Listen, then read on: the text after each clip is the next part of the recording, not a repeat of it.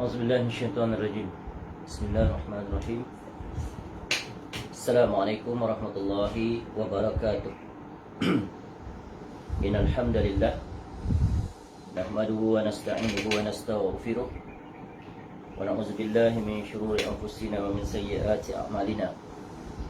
May yahdihillahu fala mudilla lahu wa may yudlil fala hadiya lahu. Asyhadu an la ilaha illallah wahdahu la syarika lahu wa asyhadu anna Muhammadan abduhu wa rasuluh. Ya ayyuhalladzina amanu taqullaha haqqa tuqatih wa la tamutunna illa wa antum muslimun.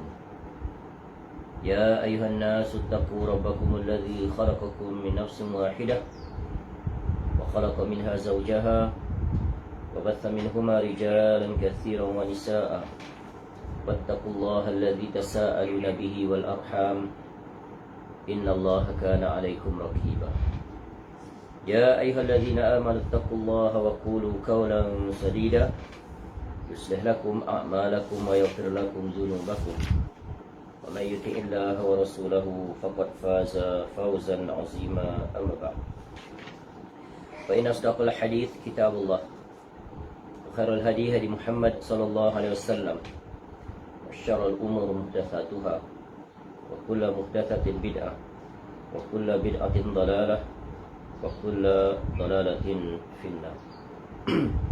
Allahumma inna nas'aluka ilman nafi'an. Ya Allah, kami mohon kepada Engkau ilmu yang bermanfaat, wa rizqan thayyiban, dan rezeki yang baik, wa amalan mutaqabbala, dan amal yang diterima. Alhamdulillah, kita bersyukur kepada Allah SWT dapat kembali kita bertemu pada pagi ini untuk kita menyambung dan ambil faedah daripada kuliah Tauhid ya, pada pagi ini dengan mengambil faedah daripada buku yang bertajuk Buku Pintar Ilmu Tauhid yang merupakan kompilasi fatwa dan risalah Fadilatul Syekh Muhammad bin Shalih Al-Utsaimin rahimahullah, yang disusun kembali oleh Abu Fadli Rabbani hafizahullah ta'ala.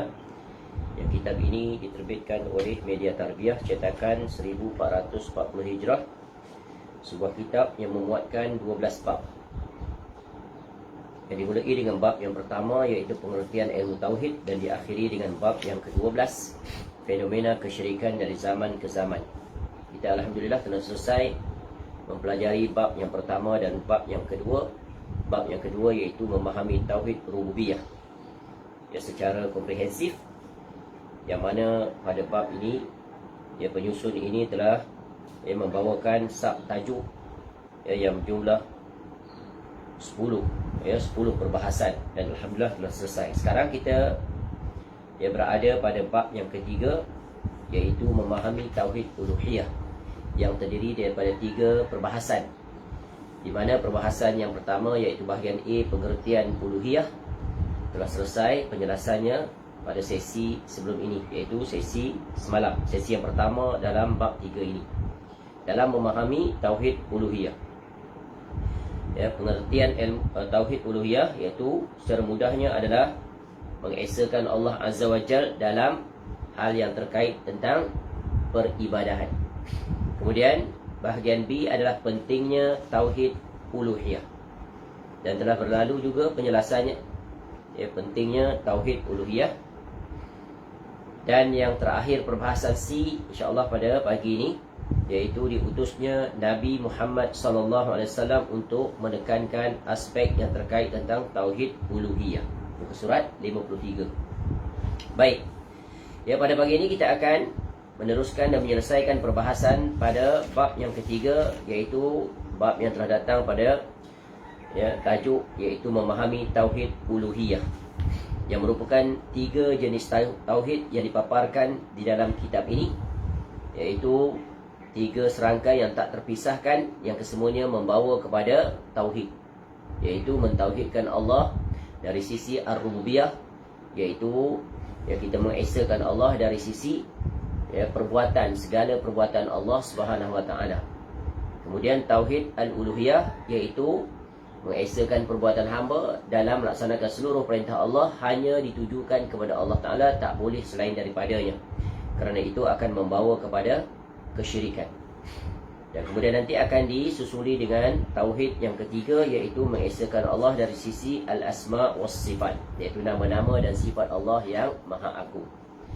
Baik, bahagian C muka surat 53 berkata, penyusun kitab ini hafizahullah taala, iaitu di bawah tajuk diutusnya Nabi Muhammad sallallahu alaihi wasallam untuk menekankan tauhid uluhiyah.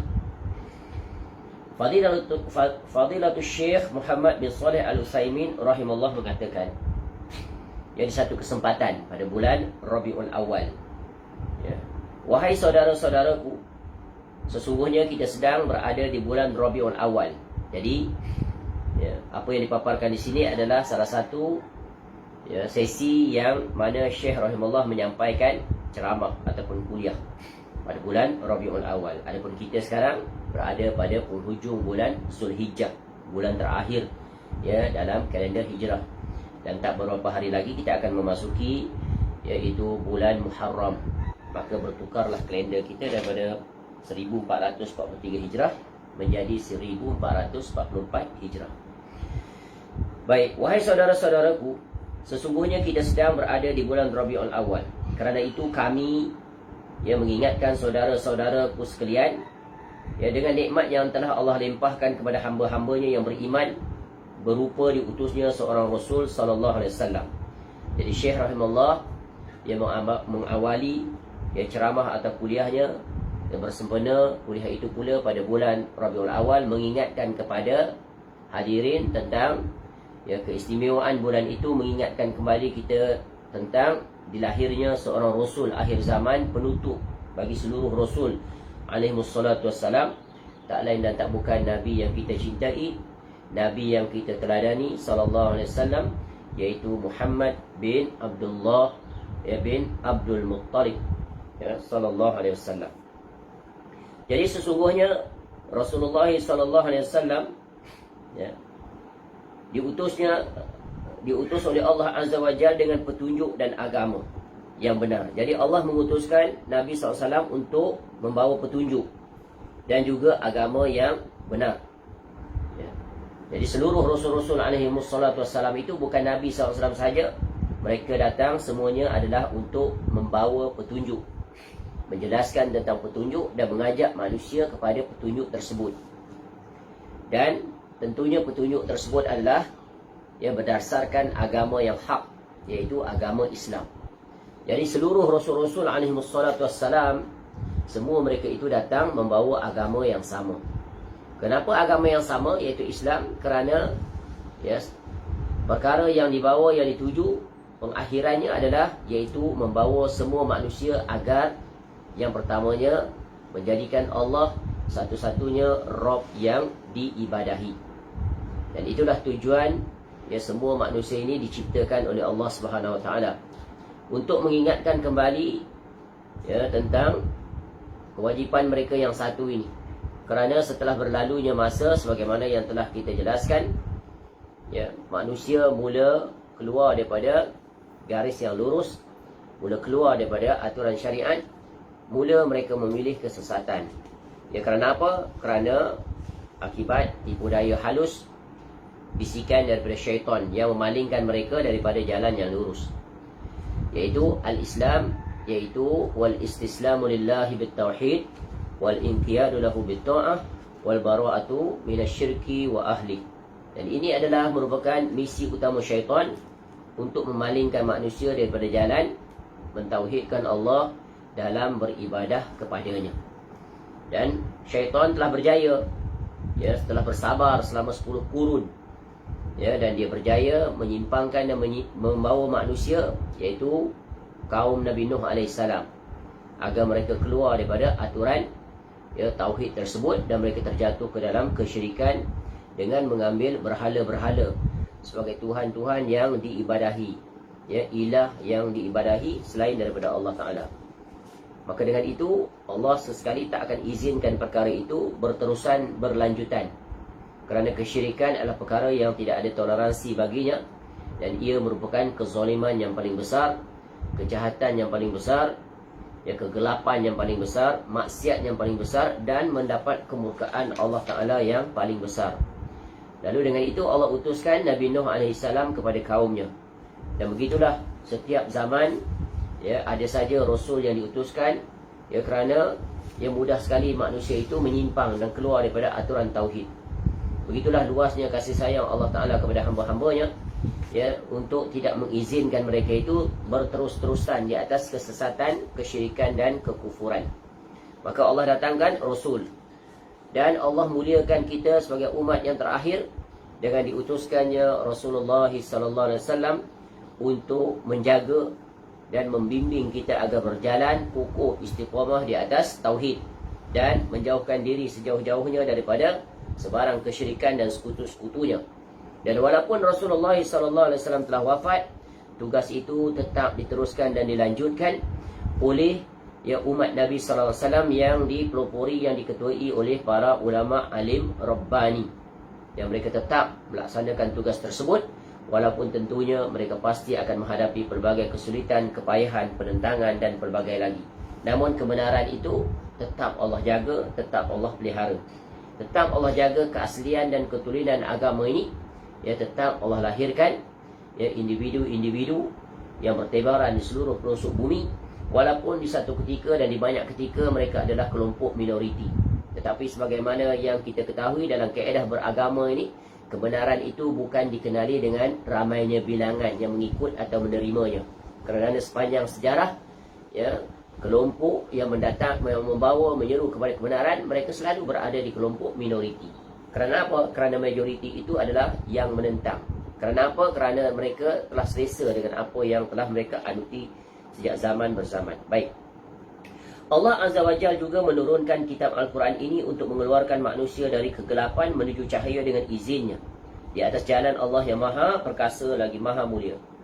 Di antara keistimewaan, keutamaan, ya, serta kelebihan, serta, ya, tak bertepinya rahmat Allah Ta'ala ini kepada umat yang terakhir, ya, walaupun Rasulullah SAW telah wafat, namun petunjuk dan agama yang benar ini tetap terjaga, ya, kerana ia berada di dalam Al-Quranul Karim yang juga Allah menjaganya, ya, sampai saat ini. Ya, dan setiap orang, setiap individu, ya, khususnya kaum muslimin dan umumnya orang-orang kafir, mereka semuanya boleh, ya, akses kepada Al-Quranul Karim. Mereka boleh berinteraksi langsung dengan Al-Quranul Karim, ya, kerana Al-Quranul Karim itu, ya, adalah perkara pertama yang Allah perintahkan adalah untuk dibaca. Sebagaimana Allah perintahkan, perintah yang pertama pada Nabi SAW adalah membaca. Iqra bismi rabbikal ladzi khalaq. Ya, bacalah. Ya, bacalah dengan nama Allah yang menciptakan. Jadi Allah memperkenalkan dirinya, ya, pertama dengan memerintahkan untuk baca. Baca, ya, iaitu Allah, ya, yang memerintahkan untuk membaca. Ya, iaitu dengan itu sekaligus perintah membaca, kerana membaca akan membuka pintu-pintu ilmu pengetahuan. Dan pintu ilmu pengetahuan yang paling utama yang Allah perintahkan adalah untuk mengenali Allah Ta'ala, iaitu, ya, dari sisi yang telah berlalu penjelasan, iaitu mentauhidkan Allah dari sisi Ar-Rububiyah, maka sekaligus membawa kepada mentauhidkan Allah dari sisi Al-Uluhiyah. Ya, Iqra bismi rabbikal ladzi khalaq.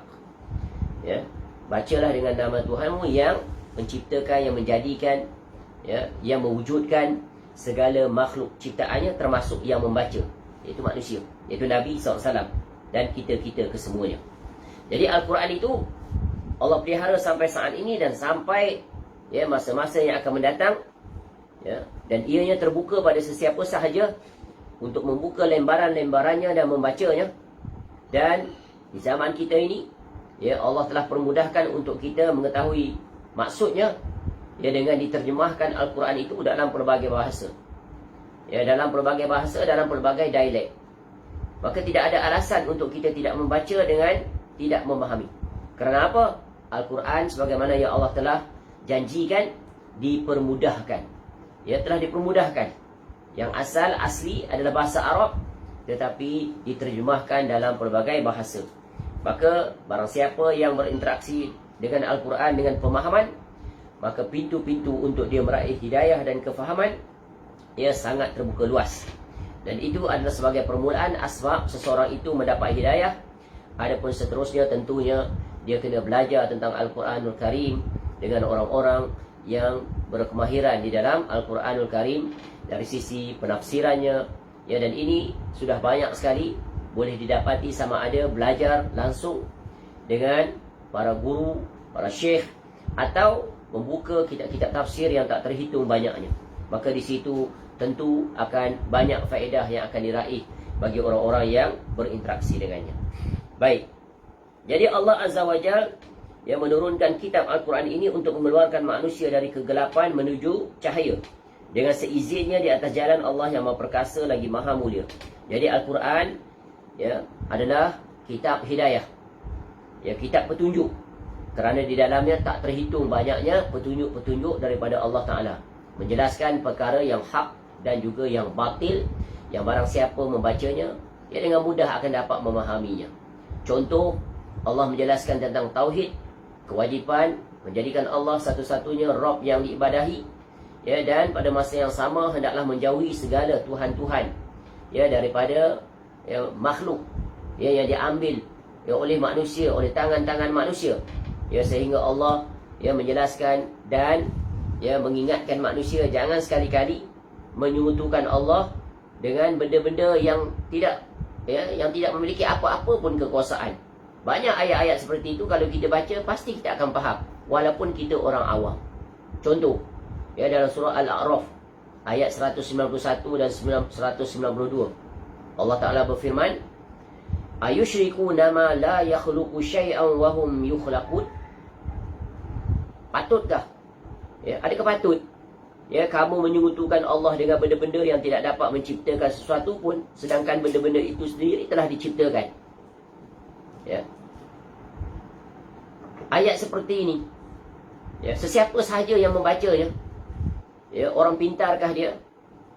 Ya, orang awamkah dia? Seorang ustazkah dia? Seorang orang biasakah dia? Ya, faham tak makna ini? Pasti mereka akan faham. Ya. Tidak perlu diberikan penjelasan. Ayat ini sendiri sudah self-explanatory. Ya, ayat ini sendiri sudah menjelaskan dengan terang. Ya, patut ke kita mengambil ya patung-patung, kayu, batu, apa saja, arca, gambar sebagai Tuhan? Ya, di samping Allah Ta'ala. Atau kita mengenepikan Allah Ta'ala sebagai Rabb yang ibadahi, lalu dia ambil patung-patung yang kita sendiri ya buat dengan tangan-tangan kita sendiri. Ya, sedangkan patung-patung itu diciptakan, ya, bukan dia yang mencipta, ya, alam dan seumpamanya. Ini munasabah atau tidak? Munasabah. Faham atau tidak? Mudah sekali difahami. Ya. Wala yastati'una lahum nasran wala anfusahum yansurun. Ya, dan benda-benda itu tidak akan dapat menolong mereka dan tidak juga dapat menolong dirinya sendiri. Wadih, sangat jelas. Ya, patung kaku, keras, ya, tak pernah berubah di tempatnya. Tangannya walaupun memiliki 2, 3, 4 tak pernah bergerak. Matanya walaupun terbuka tak pernah berkedip. Telinganya ya pekak, tak pernah mendengar walaupun besar telinganya daripada manusia yang membuatnya. Ya, jadi ayat-ayat Al-Quran ini kebanyakannya apabila dibaca, terkhusus yang berkaitan dengan tauhid, ya, sesiapa sahaja, orang awamkah dia, ya, pasti dia akan mendapat ya kejelasan dan pemahaman. Ya, jadi Allah Ta'ala ya dalam Al-Quran menjelaskan ya bagaimana ya seruan Al-Quran, iaitu mendakwahkan kepada tauhid al-uluhiyah ini, ya, dengan cara yang pelbagai. Ya, di antaranya yang telah kita sebutkan tadi, iaitu dengan menunjukkan bahawa Tuhan-Tuhan yang disembah selain daripada Allah ya tidak memiliki apa-apa pun kemampuan. Bahkan ya padanya terhimpun seluruh kelemahan-kelemahan yang kesimpulannya ya menatijahkan satu kesimpulan, iaitu tak layak mereka itu untuk diambil sebagai Tuhan untuk diibadahi. Ya. Contoh lain dalam surah Taha ayat 89. Ya, ketika Bani Israel ya mereka menyembah patung anak lembu. Ya, ketika mana Nabi Musa AS pergi ya untuk bermunajat kepada Tuhannya.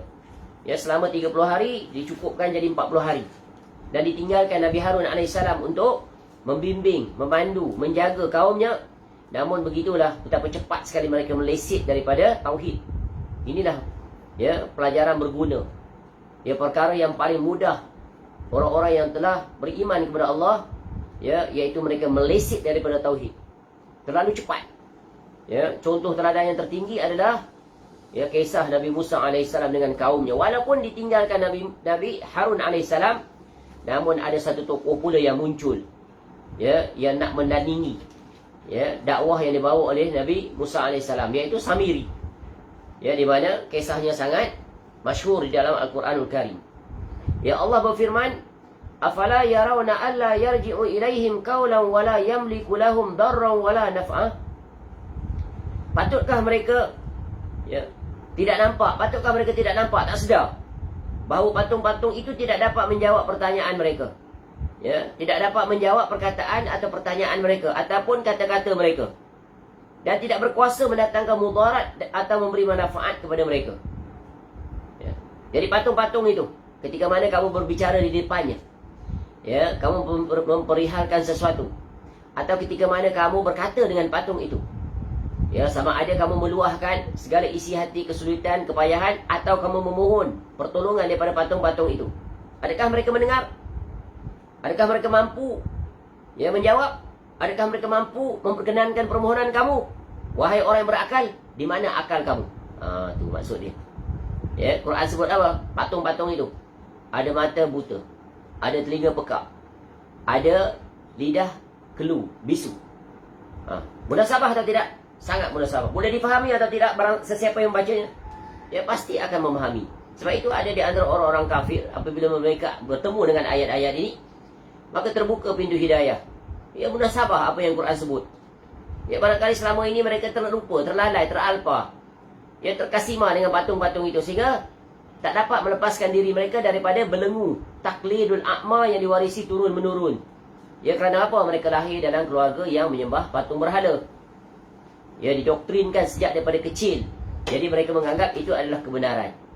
Tetapi apabila sampai satu saat mereka mula ya terbetik dan terfikir, ya, sama ada ya apa yang mereka fikirkan itu hasil daripada perenungan mereka, ya, bertanya. Sebab itu jika kita ingin mendapat hidayah, ya, always ask why. Selalu tanya kenapa, ya, mengapa, ya, kenapa tidak, ya, kenapa patung ini disembah sedangkan dia dibuat oleh yang menyembahnya.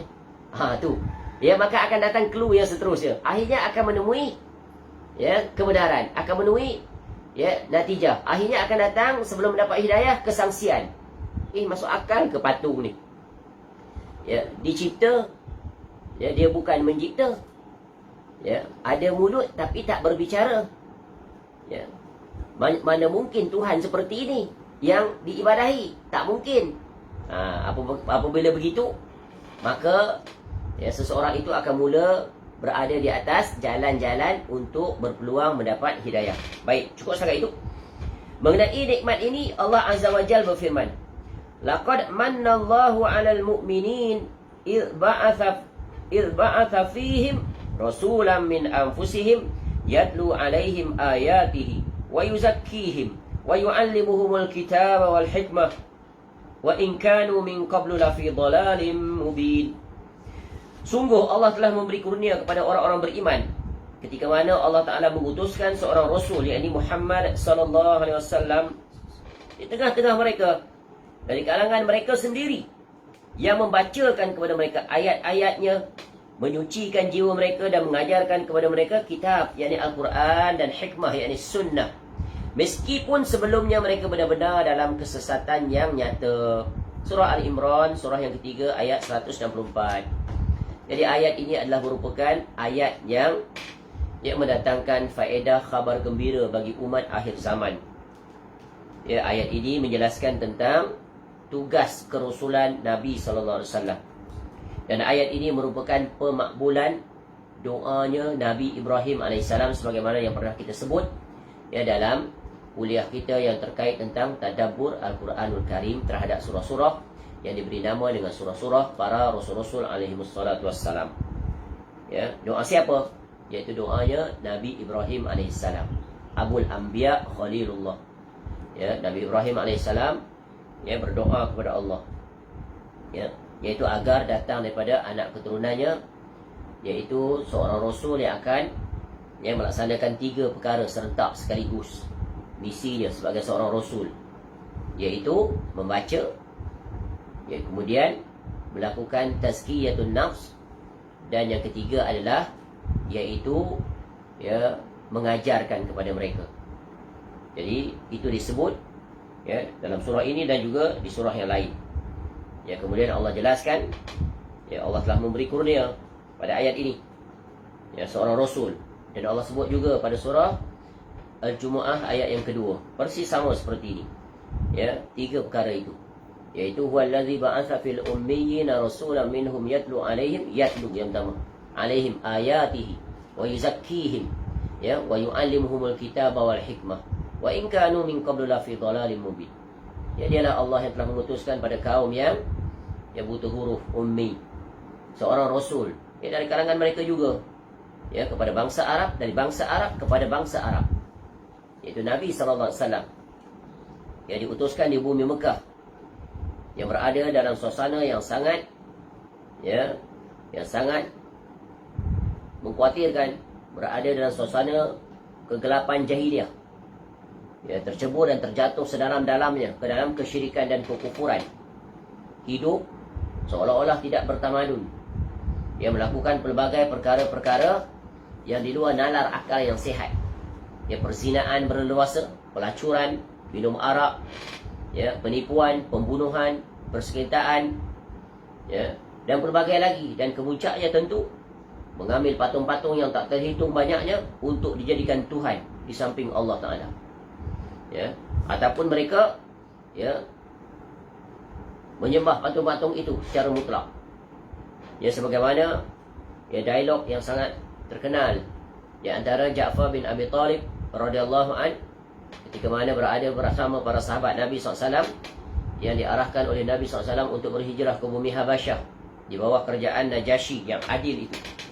Ketika mana pemuka kafir musyrikin menghantar 2 orang wakil untuk memujuk Raja Habsyi agar memulangkan mereka itu kembali ke bumi Mekah. Ya. Lalu diadakan dialog, dipanggil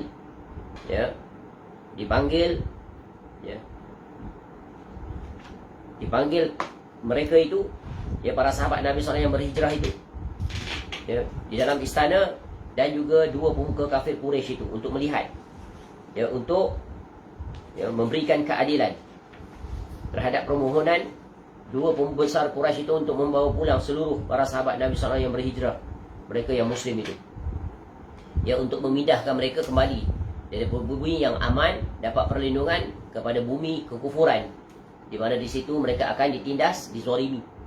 Ya, tentunya mereka akan berusaha untuk ya memurtadkan kembali para sahabat Nabi SAW itu.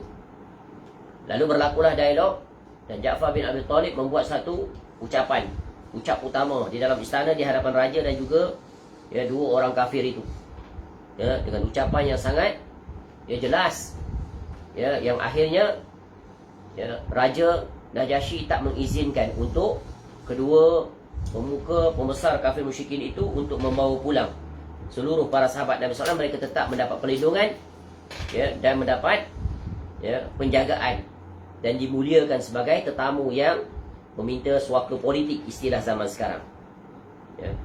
Jadi hasutan pihak utusan Quraisy itu gagal dan tidak berjaya. Ya. Apa ucapan yang diucapkan oleh Ja'far bin Abi Talib radhiyallahu an di hadapan raja? Ayyuhal malik, ya, wahai raja, kunna qauman ahla jahiliyah, ya, dulunya kami ya adalah golongan orang-orang yang berada dalam suasana kehidupan jahiliah. Ya. Apa makna jahiliah itu? Apa cirinya?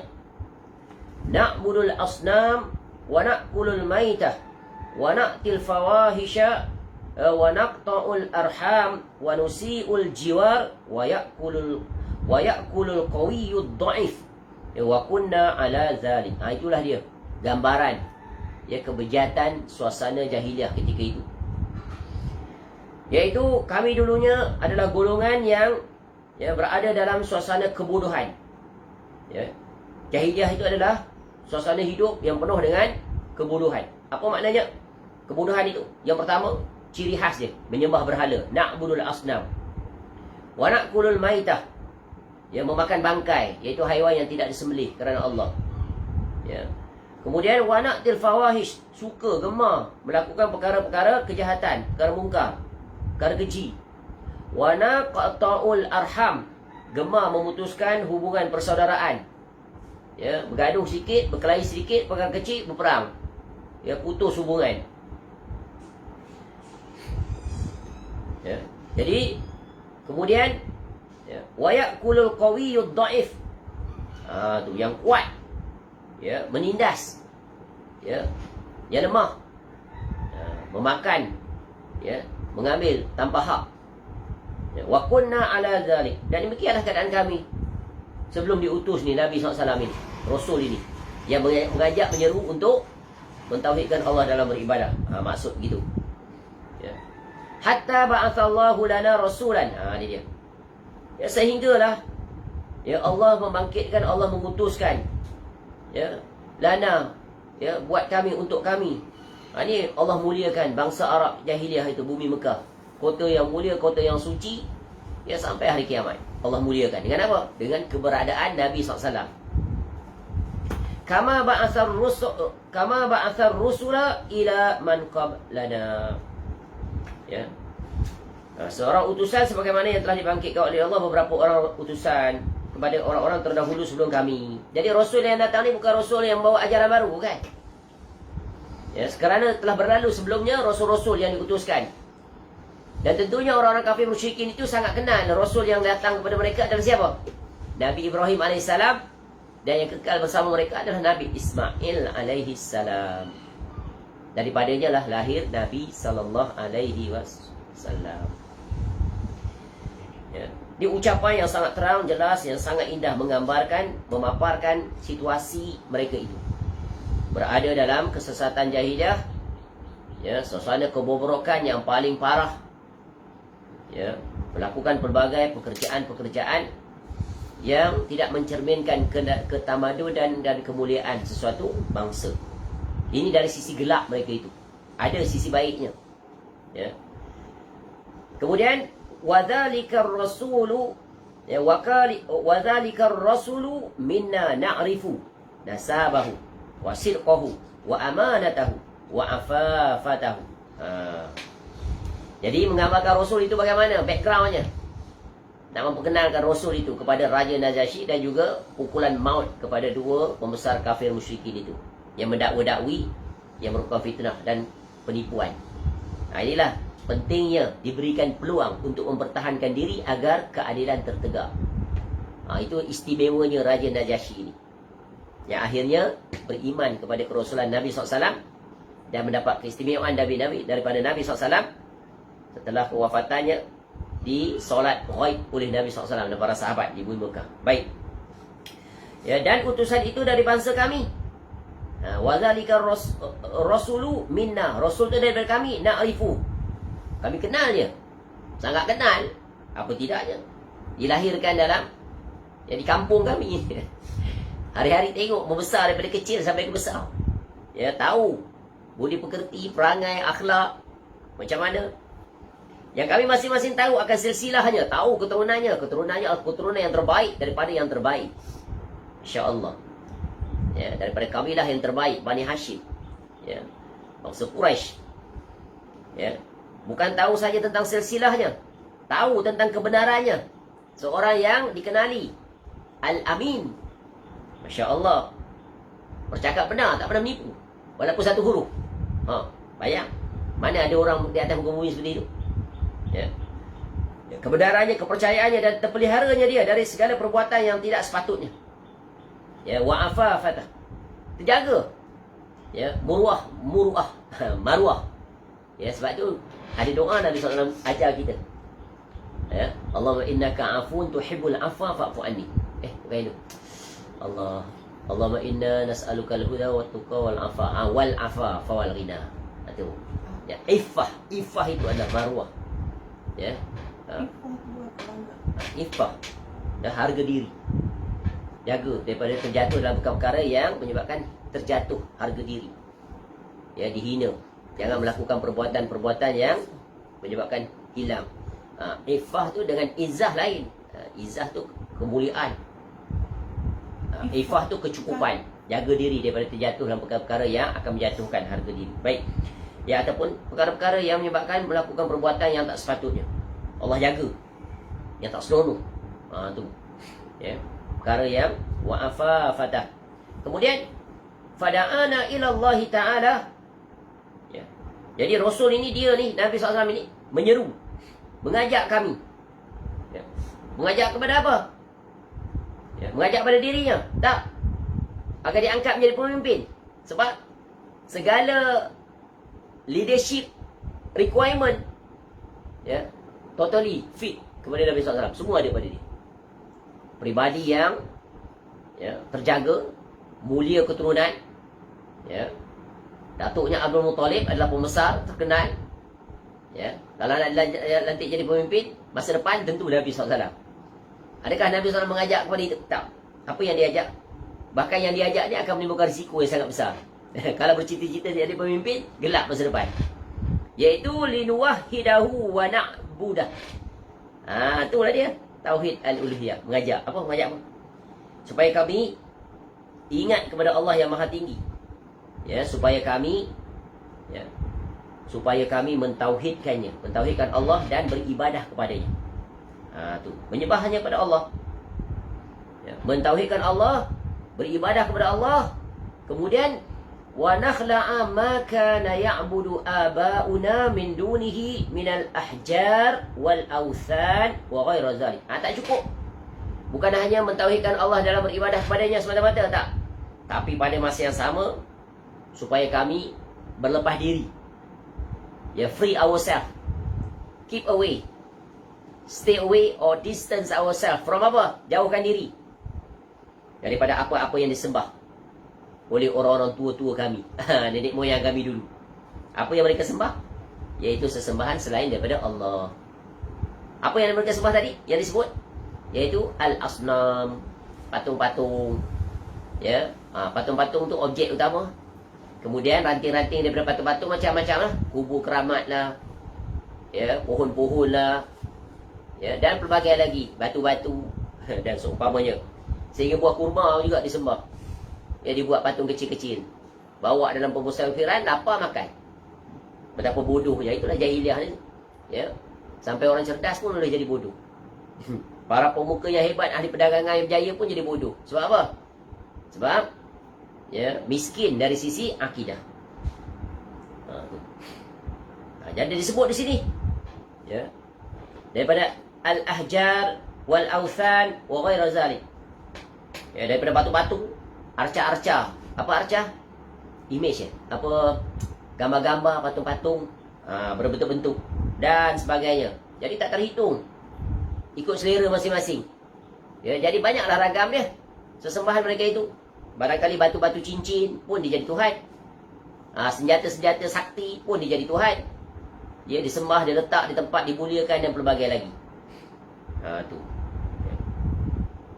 Wa amarana bis salati waz zakati was siyami, dan seterusnya lah. Cukup tak kata dulu. Jadi ini dah menggambarkan bagaimana kedatangan seorang Rasul yang Allah sebut dalam surah, ya, Al-Imran ini. Begitu juga surah Al-Jumu'ah.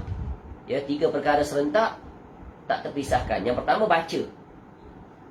Ya, baca kepada mereka ayat-ayat. Ya, kemudian sucikan jiwa mereka. Bersihkan diri mereka itu daripada segala, ya, segala apa? Cara berfikir yang salah, cara bersikap yang salah, cara bertindak yang salah, ya, niat yang salah, i'tiqad yang salah. Ya, bersihkan, hapuskan dan masukkan perkara-perkara yang benar. Ya, daripada apa? Iaitu ayat-ayat yang dibacakan. Kemudian ajar mereka, ya, Al-Quran itu. Maksudnya di sini apa?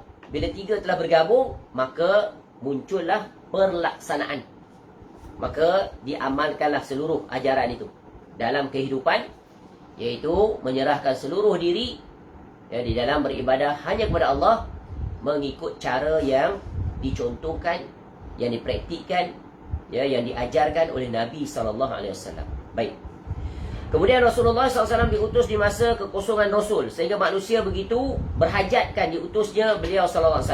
Jadi zaman kekosongan itu, ya, untuk tempoh masa yang sangat lama. Ya, jika Rasul terakhir bagi Bani Israel adalah Nabi Isa AS, yang diperkirakan oleh para ulama tarikh, oleh para mu'arrikh, iaitu ahli-ahli sejarah, ya, dianggarkan sekitar 600 tahun. Adapun di bumi Mekah, bumi yang jauh tak tersentuhkan oleh, ya, ajaran-ajaran itu sejak Nabi Ismail alaihissalam. Berapa jauh? Jauh. Ya. Sejak kemunculan Amru bin Luhai yang membawa patung, telah membelokkan jalan yang lurus di atas mentauhidkan Allah, masuklah penyembahan-penyembahan terhadap patung-patung itu. Lama tak? Lama. Jadi mereka berada dalam situasi itu, ya, untuk tempoh masa yang lama. Sebab itu ketika Nabi SAW datang untuk membetulkan keadaan itu, ya, it takes time. It's very difficult. Sebab apa? Dah mendarah daging. Ya, dah jadi tamadun mereka, dah jadi kepercayaan, become their culture, become their habits, become their norms. Ya, dah jadi budaya dia. Dah jadi undang-undang dia. Ya, bagaimana untuk memecahkan tradisi itu? Ya, tentunya berhadapan dengan arus, ibarat arus sungai yang tersangat laju. Seperti apa? Seperti kepala air tu. Sekali dia datang dengan apa yang dia tak bawa? Kayu-kayu balak, macam-macam, batu, pasir, berbagai, ya, yang sangat membinasakan. Ya, namun begitulah ketekunan, kesabaran, dan Allah membantu Nabi SAW dan para sahabat, walaupun selama 13 tahun tidak meraih kejayaan yang bermakna, bahkan, ya, mereka itu dikejar, ya, diusir, ya, namun akhirnya Allah berikan kejayaan dan kemuliaan, kembali semula pada Fathul Makkah pada tahun 8 Hijrah. Dan dengan itu bersihlah kedua kota itu, ya, daripada segala penyembahan selain daripada Allah Ta'ala. Dan Allah jaga kedua kota itu sampai sekarang, sampai hari kiamat. Ya, berkat doa Nabi Ibrahim AS juga, jangan ada patung-patung, ya, yang disembah di, ya, kota Mekah, kota Madinah. Dan, ya, dua kota ini tak boleh ada, ya, dua agama. Hanya satu saja, iaitu agama Tauhid. Dan Allah jaga kota itu. Baik. Ya, perlunya mereka, berhajatnya mereka lebih besar dibanding, ya, berhajatnya mereka pada makan, minum, rasa aman, bahkan udara. Berhajatkan kepada apa?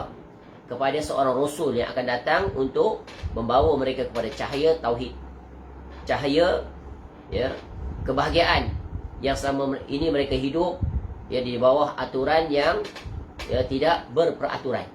Masing-masing undang-undang berada di tangan masing-masing. Siapa yang kuat, maka mereka akan menguasai yang lemah. Dan begitulah seterusnya, silih berganti. Manusia di masa jahilah tersebut secara umumnya menyembah pohon-pohon, patung dan batu-batu. Mereka itu begitu bergantung pada makhluk. Ya, sampai-sampai disebutkan, apabila di antara mereka singgah di suatu tempat, diambillah 4 batu, lalu dipilihlah salah satu darinya, kemudian mereka semua menyembahnya. Sampai tahap itu kebodohan. Ya, disebutkan juga bahawa sebahagian mereka mengolah kurma-kurma untuk dibuat patung. Namun saat mereka merasa lapar, patung-patung olahan tersebut mereka makan juga. Ajaib tak? Ajaib. Ya. Sebab itu kita sering sebut, orang-orang kafir, mereka adalah orang yang tak menggunakan akal mereka untuk berfikir. Mereka adalah orang yang bodoh, walaupun memiliki akal. Sebab itu akal itu untuk digunakan, iaitu akal dan pemikiran. Dan Al-Quranul Karim, ya, adalah kitab yang satu-satunya memandu akal untuk berfikir, ya, selaras dengan, ya, petunjuknya. Jadi barang siapa yang membaca Al-Quran, maka automatically otaknya akan di fine tune, ya, di fine tune, di calibrate, repositions, agar berfikir dengan cara yang benar. Ya, sebutlah cara pemikiran apa yang ada di atas muka bumi ini, ya, semua ada di Al-Quranul Karim. Ya, pemikiran kreatif, pemikiran kritis, ya, pemikiran convergent, divergence, dan macam-macam lah, scientific thinking, factual thinking, dan pelbagai semua daripada Quran. Ya, kerana akal manusia ini, dia boleh difungsikan untuk berfikir dengan pelbagai dimensi, pelbagai pendekatan, pelbagai cara, pelbagai teknik. Ya, tetapi setting parameternya yang pertama adalah mesti bertujuan untuk mencari dan meraih kebenaran, bukan pembenaran. Ya, kalau tujuan akhirnya diletakkan untuk pembenaran, maka perkara yang batil tak akan berubah menjadi kebenaran. Tapi kalau premisnya diletakkan untuk meraih kebenaran, ya, perkara yang batil akhirnya akan terkuak, maka jelas kebatilan, maka pasti akan ditinggalkan. Dan perkara kebenaran akan dipegang, ya, kukuh erat, tak terlepaskan. Baik. Jadi, ya, manusia di masa jahiliah tersebut, ya, secara umum menyembah pohon-pohon, patung dan batu-batu. Mereka itu begitu bergantung pada makhluk. Sampai-sampai disebutkan, yang dia sebut tadi, ya, di antara mereka sampai membunuh anak-anak mereka. Kerana apa? Saking takutnya jatuh miskin disebabkan kelahiran anak. Ini sebagaimana firman Allah Ta'ala, "Wala taqtulu auladakum khasyata imlaq. Nahnu narzuquhum wa iyyakum. In qatlahum kana khit'an kabira." Dan janganlah kamu membunuh anak-anak kamu kerana takut miskin. Kami, yakni Allah lah yang memberi rezeki kepada mereka dan pada kamu. Membunuh mereka itu sangat, ya, sungguh satu dosa yang benar, yang besar. Surah Al-Isra, surah 17 ayat 31. Jadi di antara yang mereka lakukan kaum jahiliah ini adalah kekhawatiran mereka yang amat sangat terhadap kemiskinan. Dan memang ramai orang-orang miskin di sepanjang zaman. Dan di antara perkara yang selalu bermain di belega, di minda orang tersebut adalah, ya, kalau anak nanti lahir ramai, dia nak bagi makan apa. Tu. Tetapi Allah menyebutkan, ya, jangan khawatir, jangan sampai kamu membunuh anak-anak, kerana itu adalah kezaliman yang paling zalim. Ya. Ya, bila lahir anak, maka apa yang perlu kamu buat? Kena berusaha, ya, bekerja untuk mencari rezeki bagi membesarkan anak-anak tersebut.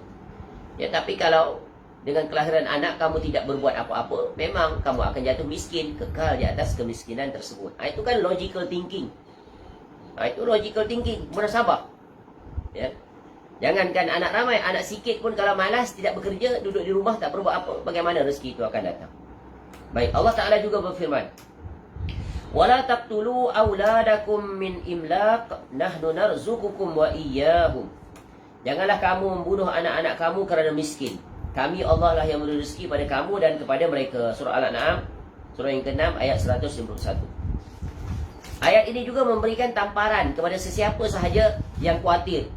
Ada orang di zaman sekarang khususnya, ya, mereka tak ada anak banyak-banyak, cukuplah sepasang. Kerana apa? Kerana alasannya menyekat kebebasan mereka untuk bergerak ke sana kemari. Ya, untuk kebebasan bergerak ke sana kemari menikmati nikmat dunia. Ataupun disebabkan oleh mereka suami isterinya bekerja. Jadi siapa nak jaga anak nanti? Menyulitkan. Ya, kalau dihantar ke pusat asuhan kena bayar pula, mahal. Dan pelbagai alasan yang dikemukakan. Ya, alangkah ruginya orang yang seperti itu berfikir. Padahal dari sisi keuangan mereka sangat mampu. Ya. Kenapa? Disebabkan untuk hidup, ya, bersenang lenang, berpoya-poya, menikmati dunia. Cukuplah anak 2 orang, tak perlu ramai-ramai. Ya. Kalau ramai-ramai nanti belum tentu anak tu jadi orang. Macam-macam alasan yang dia kemukakan. Ya, alangkah ruginya orang yang berfikir seperti itu. Ya, kalau kita berfikir dengan cara yang benar, ini pentingnya berfikir dengan fikir yang benar. Ya, dengan adanya anak yang ramai, kita mohon agar Allah mudahkan urusan. Ya, agar Allah kurniakan rezeki.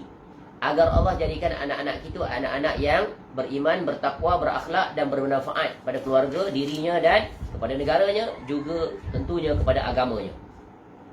Ya, kerana Allah itu dia yang menciptakan. Dia takkan biarkan ciptaannya itu, ya, terlantar, ya, tanpa mendapat perhatian dan bantuan. Allah dia adalah Ar-Razzaq. Mintalah kepada Allah.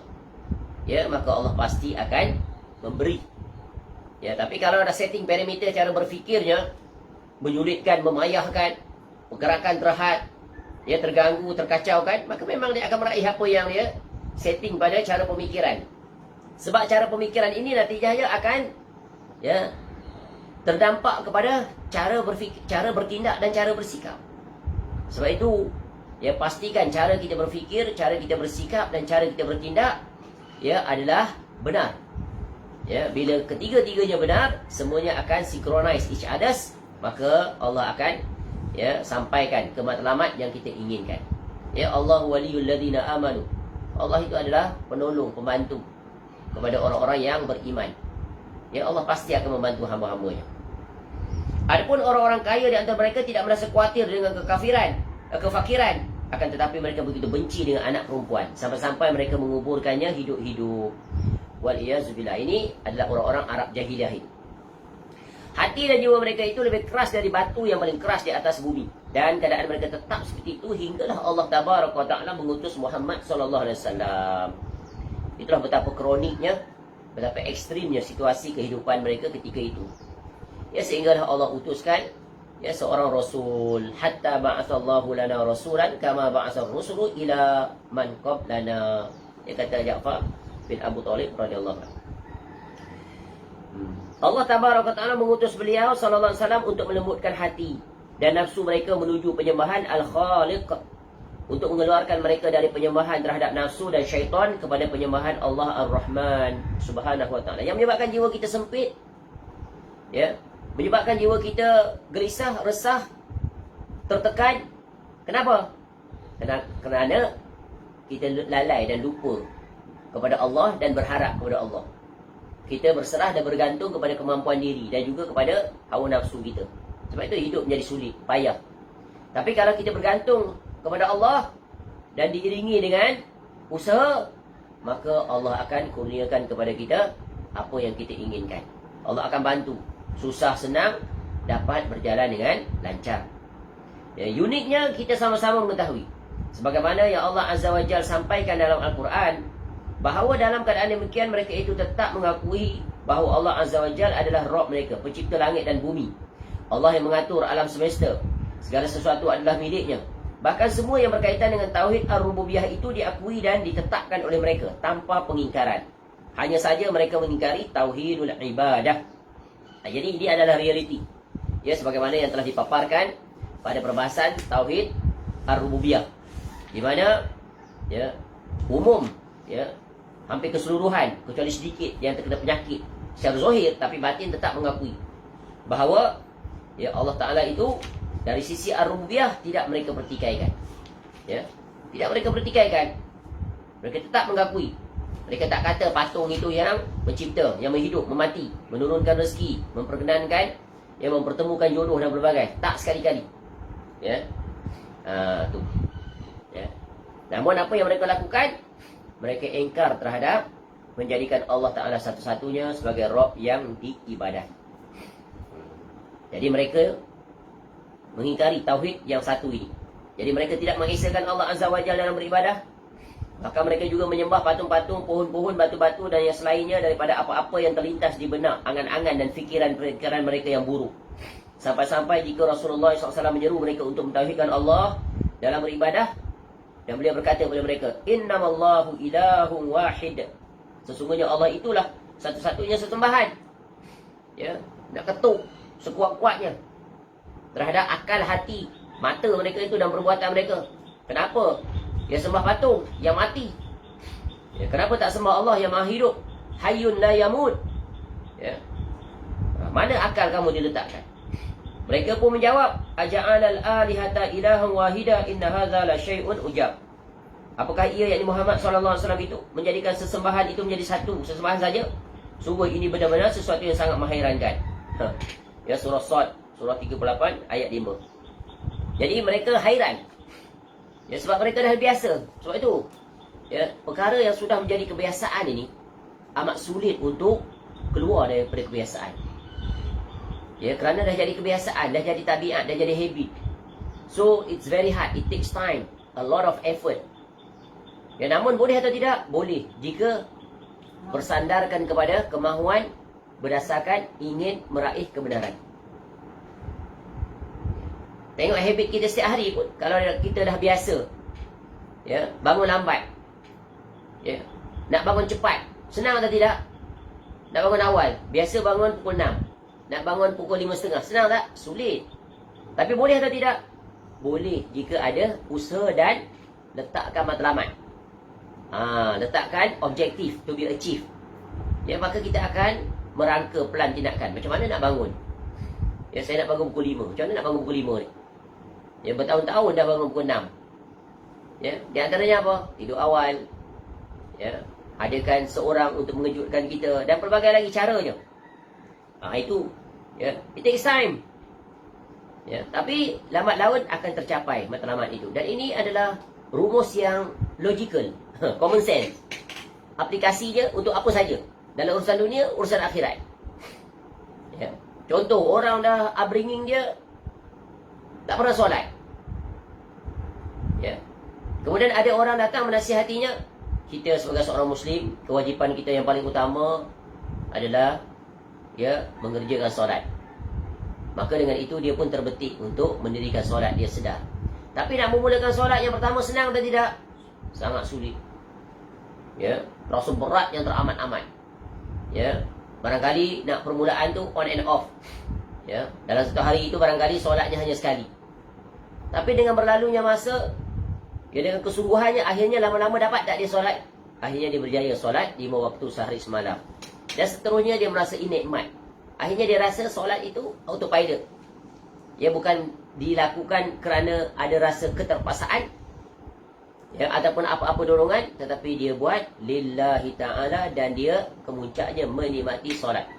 Bila dia tak solat, dia habis satu solat zuhur, tak sabar pula untuk solat asar. Begitulah seterusnya. Ini. Ya. Jadi it takes time. Jadi memang kebiasaan, ya, perkara yang telah mendarah daging untuk berubah sangat sulit. Ya, tetapi ia boleh dilakukan dengan syarat mahu berubah. Dengan syarat tinggalkan kebiasaan-kebiasaan yang buruk, yang negatif, apatah lagi hal yang terkait tentang urusan agama. Tinggalkan kebiasaan-kebiasaan terjatuh dalam kesyirikan, amalan kesyirikan, perkara-perkara bid'ah, tinggalkan. Mula sedikit demi sedikit mengamalkan sunnah Nabi sallallahu alaihi wasallam yang tak terhitung banyaknya. Mulakan sedikit demi sedikit meninggalkan perkara-perkara yang ada kaitan dengan kesyirikan dan seumpamanya. Kalau tidak mampu secara serentak, lambat laun semuanya akan dapat ditinggalkan. Sebagaimana kaedah yang diajar oleh Nabi sallallahu alaihi wasallam, ittaqillaha haitsu ma kunta wa atbi'is sayyi'atal hasanata tamhuha wa khaliqin nasa bi khuluqin hasan. Iringilah, ikutilah perbuatan buruk, perbuatan jahat dengan kebaikan. Nescaya kebaikan itu akan menghapuskan kejahatan. Itu dia punya rumus. Kejahatan, kebiasaan yang biasa dia buat akan dapat terhapus, akan dapat digeserkan dengan kebaikan. Maka dengan berjalannya waktu, berterusannya kita dalam bermujahadah, akhirnya kebaikan itu akan dapat menggelapkan, mengalahkan, menghilangkan, mengusir seluruh kejahatan-kejahatan yang selama ini dilakukan dengan secara mudah. Akhirnya akan sedikit demi sedikit ditinggalkan. Akhirnya akan menikmati kebaikan. Ini kaedah Nabi SAW ajar. Kemudian berakhlaklah, bermuamalahlah dengan manusia dengan akhlak yang mulia. Satu terkait tentang urusan Allah, satu terkait tentang urusan manusia.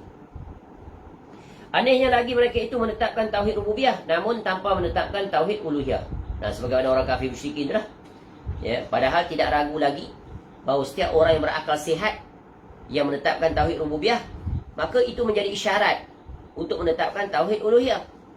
Kalau dah kita mengaku Allah itu yang menciptakan langit dan bumi, yang mengatur siang dan malam, Allah itu yang menurunkan hujan, Allah itu yang mengeluarkan tumbuh-tumbuhan daripada perut bumi, Allah itu yang memperkenankan permohonan hamba-hambanya walaupun yang kafir ketika mengangkat tangan, Allah tetap berikan. Allah yang menurunkan azab, Allah yang menurunkan musibah, Allah yang mengangkat musibah, Allah yang menurunkan penyakit dan Allah yang menyembuhkan penyakit. Kenapa? Tidak kamu jadikan Allah itu sebagai Rabb yang diibadahi? Ini adalah perkara yang sangat ajaib. Kenapa menggantikan Allah Ta'ala dengan Tuhan-Tuhan dari kalangan makhluk? Dan makhluk itu pula tidak memiliki walaupun sebesar zarah, walaupun setipis kulit bawang, sifat dan kemampuan sebagai Tuhan. Ajaib tak? Memang dari segi akal ajaib, tapi dari segi pelaksanaan tak ajaib. Sebab apa? Sebab di belakang akal itu ada syaitan. Syaitan itulah yang meletakkan tabir, hijab, untuk memandang apa yang munasabah itu menjadi tidak munasabah. Beribadah kepada Allah Al-Khaliq itu munasabah, tapi syaitan meletakkan lapisan yang berlapis-lapis iaitu sembahlah patung, sembahlah batu, sembahlah orang-orang yang dianggap keramat, sembahlah itu dan sembahlah ini. Ya, sebab jika ia mengakui bahawasanya yang mencipta itu adalah Allah, yang mengatur itu adalah Allah, dan yang memiliki segala sesuatu itu adalah Allah Azza wa Jal, maka bagaimana mungkin ada sesembahan selain daripada Allah? Ya, lebih-lebih lagi kalian dapati bahawa Allah Azza wa Jal pun menetapkan tauhid uluhiyah melalui tauhid ar-rububiyah. Dalam Quran ada ayat gabungan ya daripada tauhid ar-rububiyah membawa terus kepada iaitu tauhid al-uluhiyah. Semisal surah Al-Baqarah, surah yang kedua ayat 21. Ya ayuhan nas, u'budu rabbakum alladhi khalaqakum walladzina min qablikum la'allakum tattaqun. Wahai manusia, sembahlah Rabb kalian yang telah menciptakan kalian. Allah perintah ibadahi dia. Kenapa? Dia adalah Rabb yang menciptakan kamu. Jadi apabila dia Rabb yang menciptakan kamu, menjadi haknya untuk memerintahkan kamu untuk berbuat apa yang diperintahkan. Dan kamu tidak ada hak untuk menolak perintah tersebut kerana kamu diciptakan. Kamu itu milik Allah Ta'ala. You not own yourself. You are owned by your creator, Allah Ta'ala. You are not the creator. You are created ya oleh Allah Ta'ala yang maha mencipta. Ini logik tak? Dari segi logika akal. Logik. Kalau kita nak buat analogi, ya, Allah maha tinggi daripada analogi ini. Sekadar untuk mendekatkan pemahaman. Ya, maha suci Allah daripada ya perbandingan seperti ini. Tapi nak mendekatkan pemahaman. Contoh, ya, ketua kita, pejabat. Dia yang temuluga kita, dia yang terima kita untuk bekerja. Dan dia bagi jawatan kita tertentu dengan gaji tertentu, ikut aturan tertentu. Tiba-tiba waktu bekerja kita tidak ikut aturan dia, tidak ikut peraturan dia, tidak ikut perintah dia, kita pergi ikut orang lain. Masuk akal tak? Apa akan jadi? This is the first and the last. Ya, prior that, bagi dulu warning letter. Ya, bagi warning letter. Tapi masih berdegil berkeras, now dead end, you are terminated. Pergi cari tempat lain. Nampak tak? Itu manusia. Ya, ini Allah Ta'ala yang maha suci daripada persamaan seperti itu. Dia sekadar untuk mendekatkan pemahaman. Ya, wahai orang-orang yang memiliki akal. Ya, Allah bagi kamu rezeki, Allah bagi kamu usia. Ya, Allah bagi kamu pelbagai kenikmatan. Allah bagi kamu usia sampai saat ini. Tetapi kenapa kamu tak mau tunduk taat patuh kepada Allah? Ya, khusus bagi orang yang mengaku Islam. Ya, itu nikmat yang paling agung Allah bagi kepada kamu, hidayah menjadi seorang Muslim. Tetapi kenapa kamu tak mau tunduk taat patuh kepada perintah Allah? Kenapa kamu tak mau solat? Ya, kenapa kamu tak mau berpuasa? Kenapa kamu tak mau mengeluarkan zakat? Ya, kenapa kamu tak mau buat persiapan untuk menghadapi hari yang kamu akan bertemu dengan Allah? Kenapa kamu tersibuk terlalaikan dengan nikmat dunia? Padahal dunia itu kurniaan Allah. Dunia itu banyak macam mana pun kamu akan tinggalkan. Yatba'ul mayyita thalathah fayarji'u ithnani wa yabqa ma'ahu wahid ahluhu wa maluhu wa amaluhu. Fayarji'u ahluhu wa maluhu wa yabqa ma'ahu amaluhu. Kesemua kita-kita ini hebat macam mana pun, tinggi darjat bagaimanapun, berjawatan tinggi macam mana pun, bergaji banyak, ya, banyak aset, banyak simpanan. Ya, tapi apabila kita mati, yang akan mengiringi kita only 3. 2 akan balik, 1 saja will be with earth. Ya, taat dengan kita, 1 je. 3 ikut harta ahli keluarga dan amal. Harta yang kita cari, yang kita kumpul siang malam, tak akan ikut semuanya. Tak akan ikut. Harta simpanan dalam bank, emas berjongkong-jongkong, semua ada di bank. Ada di dalam almari simpanan. Kereta yang 2-3 itu semuanya tak akan ikut. Ya. Pakaian-pakaian yang indah dalam almari kita silih berganti setiap hari, berpasang-pasangan, kasut yang pelbagai jenis, semuanya tak akan ikut. Ya. Perabot dalam rumah, aircon dan pelbagai, semua tak akan ikut. Ahli keluarga pun semua tak ikut. Yang ikut barangkali beberapa kerat saja. Terkadang anak-anak sendiri pun tak sampai ke perkuburan. Balik mereka itu. Kalau dia ikut pun dia balik. Kereta balik. Apa yang tak balik? Semua balik. Anak-anak balik. Isteri balik. Suami lagi cepat balik. Yang tinggal apa? Amal. Ya, amal itulah nanti yang akan menjadi sandaran. modal utama. Ya, our defender. Ya, di alam barzah ketika disoal, amal itulah nanti akan buat closing. Ketika ditanya man rabbuka wa man nabiyuka wa ma dinuka, orang beriman boleh jawab semuanya. Mumtaz. Itulah kejayaan yang paling cemerlang, boleh jawab. Ya, soalan keempat, wa ma amaluka aw ilmuka? Ya, qara'tul kitab wa amantu bihi wa saddaqtu. 4 soalan jawab, selesai. Datang seorang lelaki dalam keadaan yang tampan, harum baunya, putih bersih. Ya, ketika itu kita pula tanya, man anta? Kamu siapa?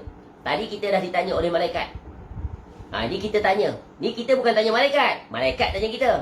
Tugas malaikat dah selesai. Sekarang datang lelaki pula. Ni siapa pula ni? Malaikat dah selesai. Kita pula tanya. Itu satu-satu soalan yang kita tanya di alam barzakh. Ya, kepada lelaki yang datang itu. Dalam suasana yang membahagiakan. Tengok mata tentu sejuk mata memandang. Seorang lelaki yang handsome, tampan.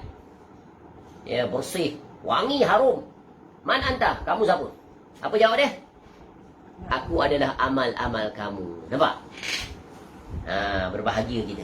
Amal kita tu yang defend kita. Modal kita yang kita tanam. Ya. Jadi jangan ingat bila kita berbicara tentang tauhid al-uluhiyah hanya disasarkan kepada orang-orang kafir. Tak. Kepada semua manusia, khusus juga kaum muslimin yang mengaku namanya Islam, keturunannya Islam, adik-beradiknya Islam, tapi belum tentu dia adalah Muslim yang sejati. Ya, betapa banyak sebahagian besar umat Islam yang tertipu dengan ujian dunia, terutamanya nikmat kekayaan. Benarlah sabda Nabi SAW, umat ini tertimpa penyakit al-wahn, hubbud dunia wa karihatul maut. Cinta dunia, takut mati. Ya, cinta dunia. Dan benar juga sabda Nabi SAW, apabila meningkatnya usia seseorang, dua perkara ikut membesar bersamanya. Makin tua dia, makin besar benda ni. Ya, iaitu hubub dunia tadi, watulul amal, panjang angan, dan cinta dunia. Kecuali, disyarahlah, kecuali orang yang diselamatkan oleh Allah.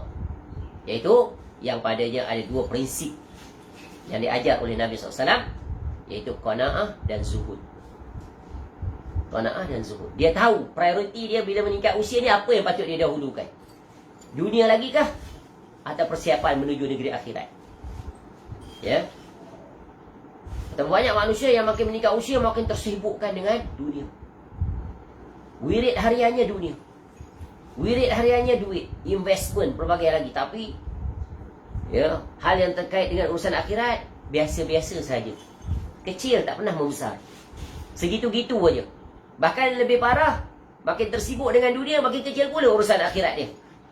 Kalau selama ni boleh solat berjamaah di masjid 5 waktu, sekarang disebabkan terlalu sibuk, sekejap ke sana, sekejap kemari, akhirnya solat secara bersendirian.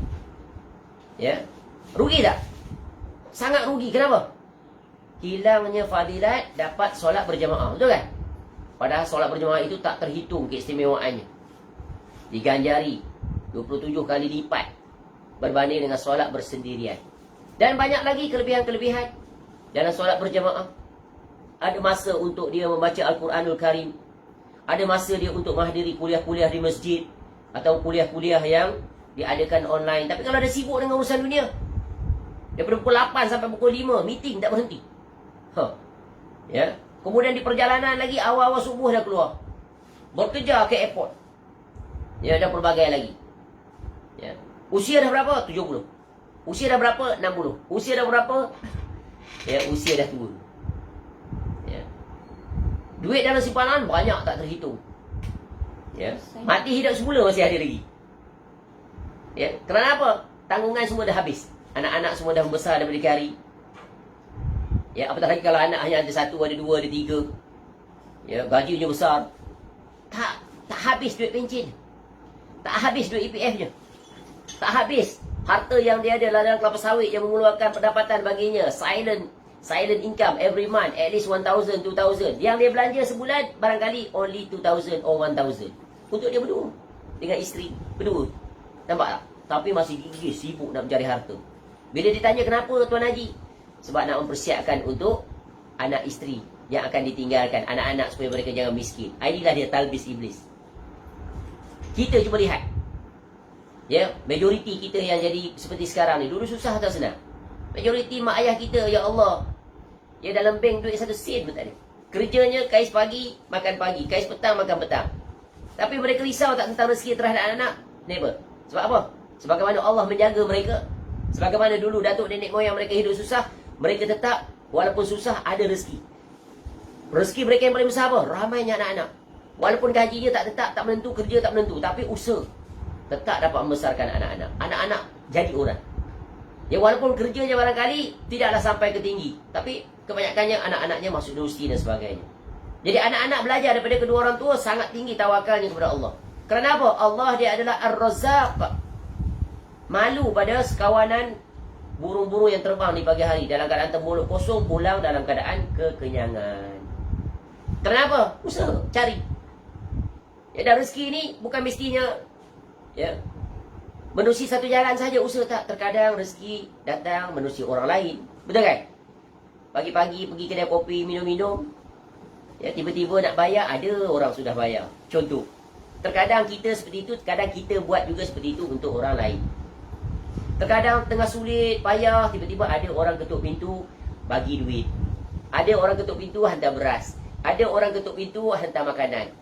Semua kita barangkali pernah melaluinya. Itu adalah pengajaran yang paling berharga daripada Allah, nak menunjukkan betapa Allah itu menjaga hamba-hambanya. Dia adalah Ar-Razzaq.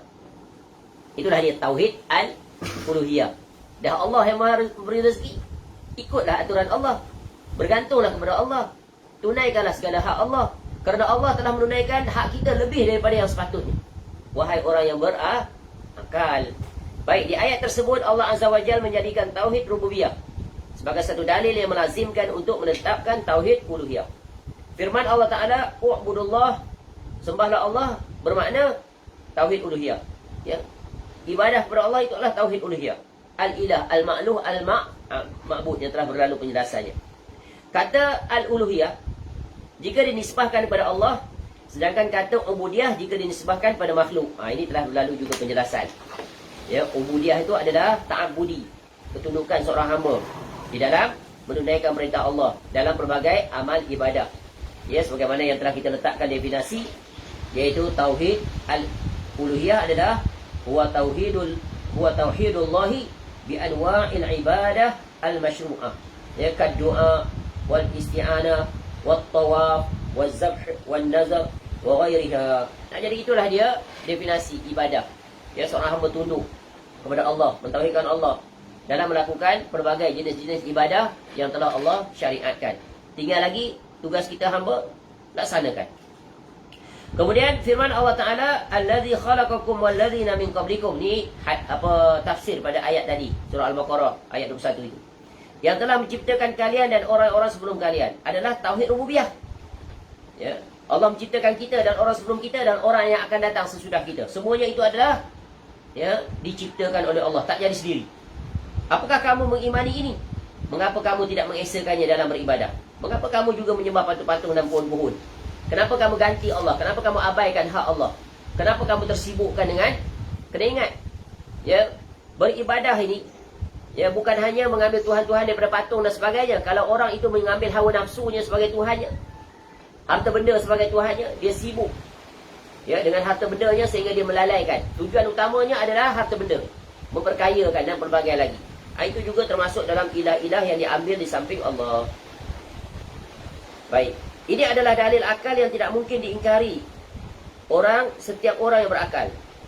Kerana itulah hal ini Allah Tabaraka wa Ta'ala ingatkan pada kaum musyrikin itu, supaya mereka semua mengucapkan bahawa Allah adalah satu-satunya sesembahan. Dan benarlah yang Allah firmankan.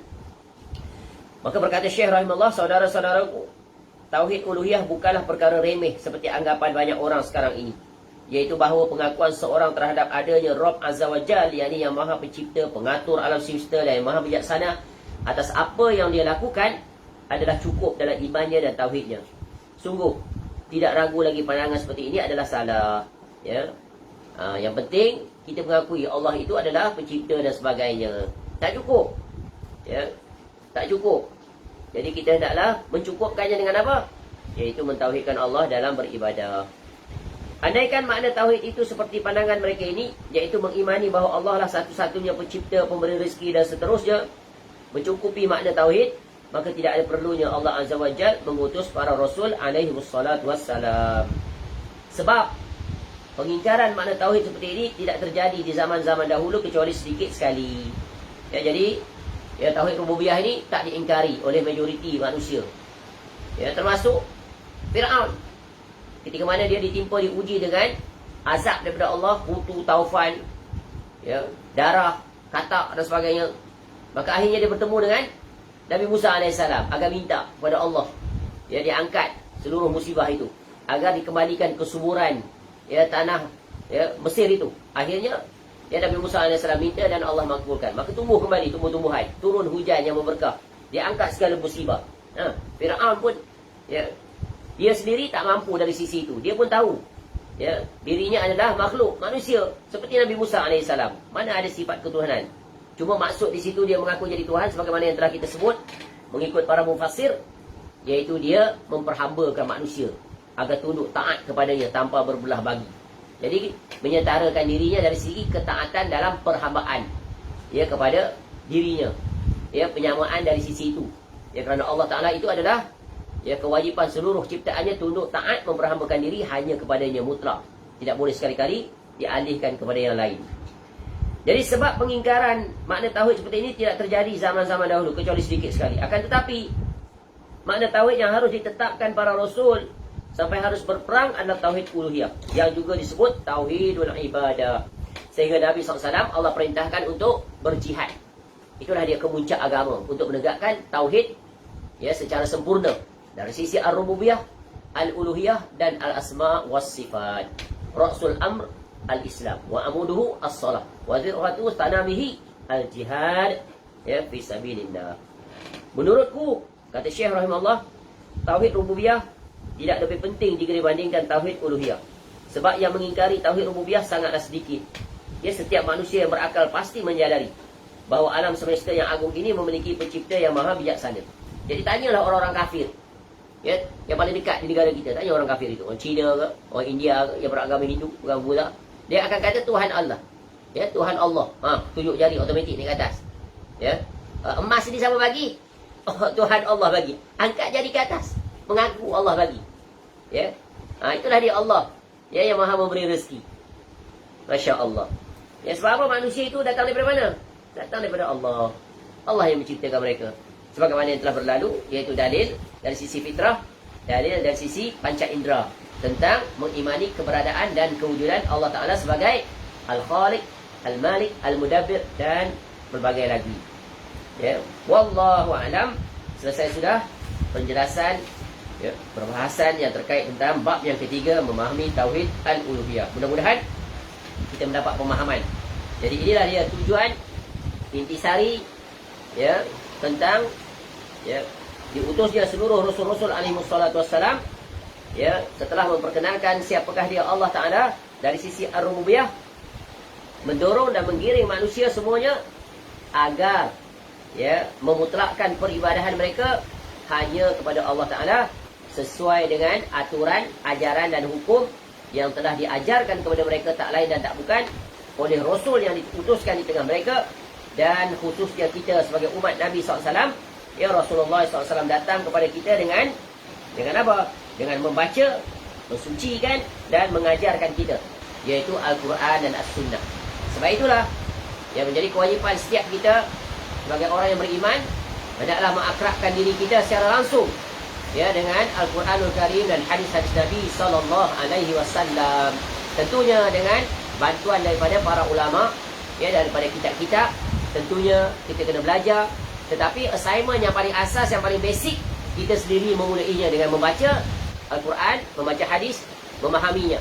Sekarang jalan untuk memahaminya tak terhitung, terbuka luas menerusi media sosial. Ya, buka saja YouTube, buka saja Facebook, type nama-nama ustaz, tok guru kita yang mengajar ilmu tafsir, ya, yang mensyarahkan hadis-hadis Nabi SAW, ya, semisal Sahih Bukhari, Sahih Muslim.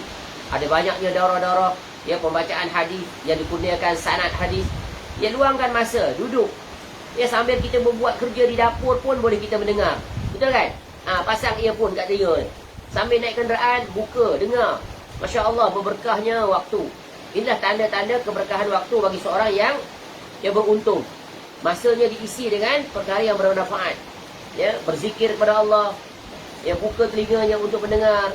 Ya, Masya Allah. Dengan itu insya Allah Allah akan bukakan kita pintu-pintu hidayah dan akan meletakkan kita di atas jalan as-sirat al-mustaqim. InsyaAllah panjang umur kita akan masuk bab yang keempat, iaitu memahami tauhid al-asma' wa sifat, iaitu perbahasan tentang jenis tauhid yang ketiga dan juga yang terakhir daripada 3 jenis tauhid.